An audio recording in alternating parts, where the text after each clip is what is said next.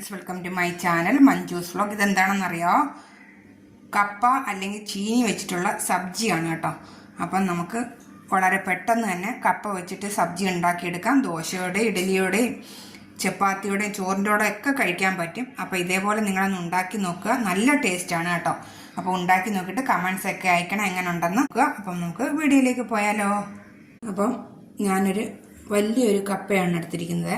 അപ്പോൾ ഇതേ രീതിയിൽ കട്ട് ചെയ്തെടുത്തിരിക്കുകയാണ് കേട്ടോ. അപ്പോൾ അത് ആദ്യമേ നമുക്കൊന്ന് വേവിച്ചെടുക്കണം.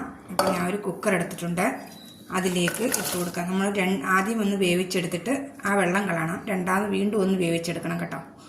അപ്പോൾ ആദ്യം നമുക്ക് ഇത് ഞാൻ കുക്കറിലേക്ക് ഇട്ട് കൊടുത്തിട്ടുണ്ട്. അപ്പം വേവാൻ ആവശ്യമായ വെള്ളം ഒഴിച്ചു കൊടുത്തിട്ടുണ്ട്.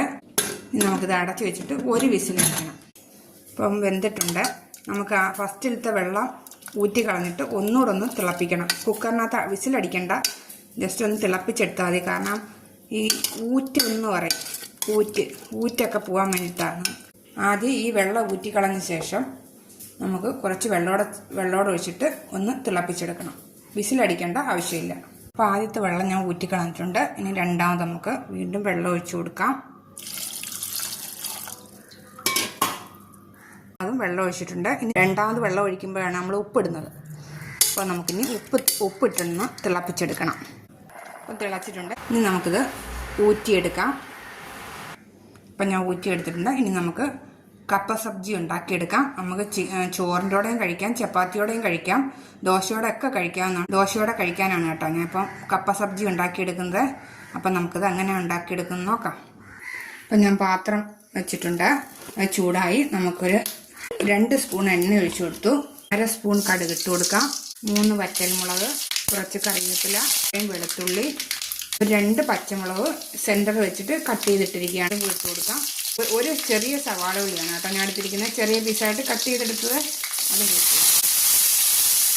ചെറുതായിട്ടൊന്ന് വഴറ്റിയെടുക്കണം.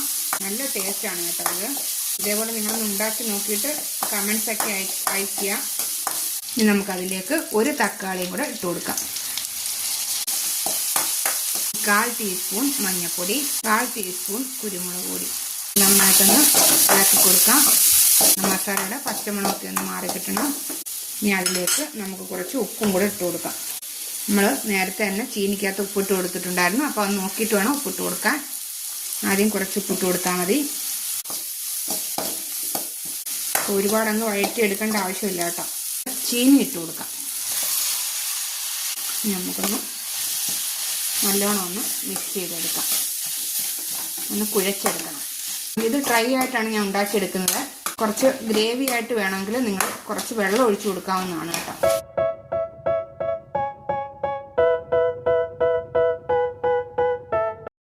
അപ്പോൾ ഈ മസാലയൊക്കെ ചീനിക്കകത്ത് പിടിക്കാൻ വേണ്ടി ഞാൻ ഒരു ശകലം വെള്ളം ഒഴിച്ചു കൊടുക്കുകയാണ്. ഇത് ജസ്റ്റ് ഒന്ന് ഇളക്കിയിട്ട് ഒന്ന് അടച്ചു വെച്ചൊന്ന് ഒരു 5 മിനിറ്റ് ലോ ഫ്ലെയിമിലിട്ടൊന്ന് വേവിച്ചെടുക്കണം. അപ്പം ഇനി നമുക്ക് തുറന്ന് നോക്കാം. നോക്കിക്കാൻ നല്ലോണം ഒന്ന് ഇളക്കി ചീനിയൊക്കെ ഒന്ന് ഉടച്ചെടുക്കണം. അപ്പോൾ ഇത് കഴിക്കുമ്പോൾ നല്ല ടേസ്റ്റാണ് കേട്ടോ. ചീനിയാന്ന് പറയത്തില്ല, നമുക്ക് ദോശയോടെയും ചപ്പാത്തിയോടെയും ചോറിൻ്റെ കൂടെ വരെ നമുക്ക് കഴിക്കാവുന്നതാണ്. അപ്പോൾ ഞാൻ ഇതേ രീതിയിലാണ് കേട്ടോ ഉണ്ടാക്കിയെടുക്കുന്നത്. നിങ്ങൾക്ക് കുറച്ച് ഗ്രേവി വേണമെങ്കിൽ കുറച്ചും കൂടെ വെള്ളം ചേർത്ത് ഗ്രേവി ഉണ്ടാക്കി എടുക്കാവുന്നതാണ്. അപ്പോൾ ഇതേപോലെ നിങ്ങളൊന്ന് ഉണ്ടാക്കി നോക്കുക. വളരെ പെട്ടെന്ന് തന്നെ നമുക്കൊരു കപ്പ സബ്ജി ഉണ്ടാക്കി എടുക്കാൻ പറ്റും. അപ്പം ദോശയോടെ എല്ലാത്തിൻ്റെ കൂടെ നമുക്ക് കഴിക്കാൻ പറ്റും. അപ്പോൾ ഇതേപോലെ നിങ്ങളൊന്ന് ഉണ്ടാക്കി നോക്കുക. ഉണ്ടാക്കി നോക്കിയിട്ട് ലൈക്ക്, ഷെയർ, സബ്സ്ക്രൈബ്, കമൻസ് ഒക്കെ ചെയ്യുക.